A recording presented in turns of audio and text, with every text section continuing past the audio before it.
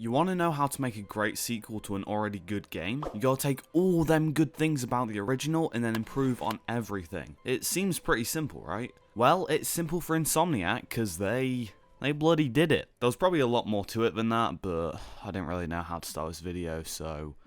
Ratchet and Clank 2, here we go.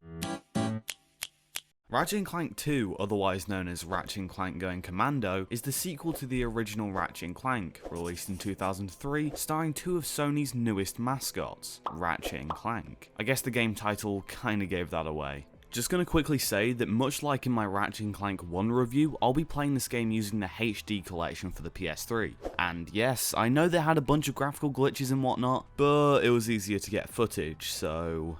I'm sorry. The story picks up a year from where the previous game left off, with old Furry and Iron Not So Giant chilling out, maxing, relaxing, all cool, doing some interviews for local schools, when a random guy teleports them in. Wait, no, I see where this is going. I'm not doing it. No, I'm just not. So this guy's the CEO of Megacorp and wants Ratchet and Clank to recover a valuable experiment from some spooky criminals. Being the adventure seeker that he is, Ratchet decides to accept the job, whilst Clank retires for a life of luxury and kidnappings.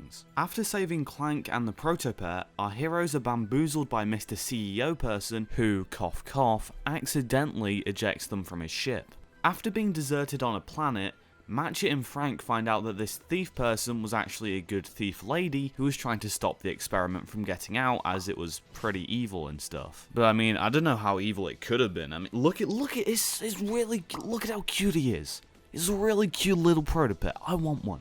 I want a proto-pet. They're cute. I want to have a pet proto-pet.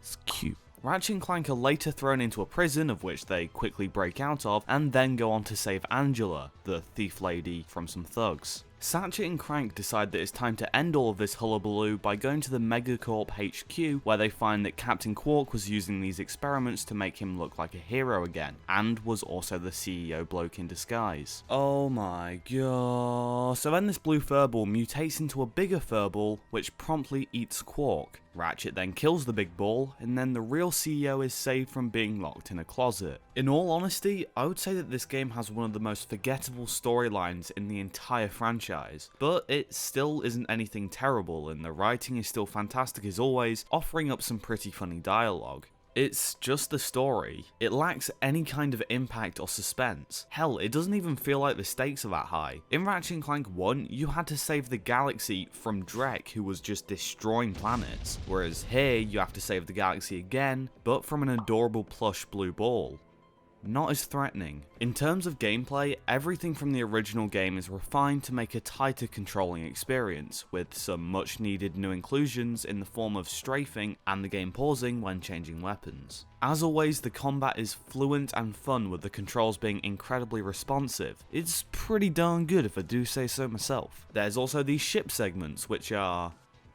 I mean, they're not bad. They function well, but they're just kinda boring in my opinion. Whenever they come up, I tend to have to force myself to play through it to get to the more entertaining parts of the game, as a single glass tear slowly slips down my face. Throughout the game, you'll visit plenty of diverse and interesting planets, which all beg to be explored, as there are platinum bolts. Why'd they change that? Hidden all over the place. The fact that exploration is encouraged in this game is great for me, as after playing Gladiator, I really wanted to explore some worlds. From this green swamp place to this factory, Ratchet and Clank 2 has a really unique range of planets and areas to make your way through. While these levels are quite linear, they do often have different pathways leading to either hidden areas or side quests. An example of this would be this desert world place, where you can travel here, there and everywhere, collecting these crystals to get that cash. Throughout your adventure, you have a couple of things to collect. The normal bolts, which are everywhere and can be used to purchase weapons, ammo and armor, and these platinum bolts, which are well hidden and can be used to buy mod upgrades for your weapons.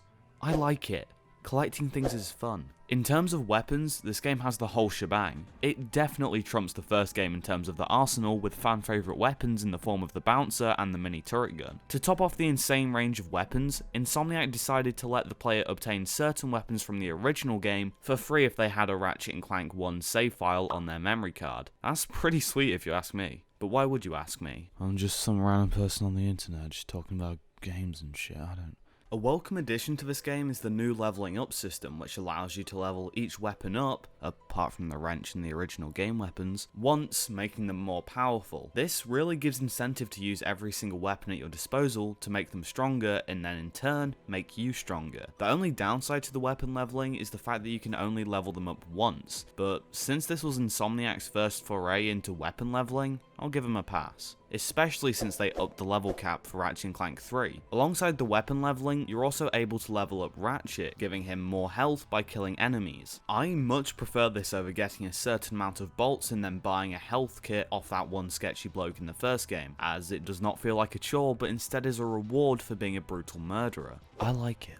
Throughout the game, Ratchet and Clank encounter a series of boss battles which are each I would say pretty forgettable. Both the game and these bosses offer up very little challenge, and the only thing I can remember about the bosses are that there's a big blue Ribena monster who is kind of adorable. So at least it's kind of adorable, right? Right? Yeah, this is cute. Finally, once finishing the game, you'll have the option to replay it in challenge mode, which restarts the game but lets you keep all of your bolts, armor, and weapons, whilst giving you access to new challenges in the arenas, new weapon upgrades, and a bolt multiplier, letting you get richer than Richie Rich.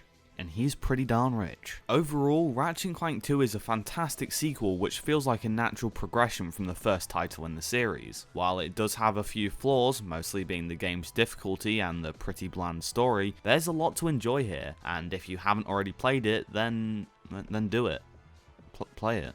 I don't know. So on my good old Ratchet and Clank rating list, Ratchet and Clank 2 is going to nicely slide in first place. Keep in mind that this is entirely my own opinion, and has like 3 games on it. Hey, I hope you enjoyed this video. If you did, then please share it with your friends, family, or creepy neighbor, and don't forget to like and subscribe. Just want to say a huge thank you to my Patreon supporters, Melvin, Joe, Stewart, and Austin. I really appreciate it. You guys are bloody swell. If there's anything you liked or didn't like, be sure to let me know in the comments down below or tweet me at SnoopingTurtle. Also, if you want to watch more videos of me playing games and then talking about those games, you can check out this video I did for Ratchet and Clank for the PS4, or this one I did for Put Put Saves the Zoo. They are there just for you in particular. That's all from me now. I hope you have a lovely day. Bye-bye. Shit. I've got to put Ratchet and Clank for the PS4 on this list. Fuck it.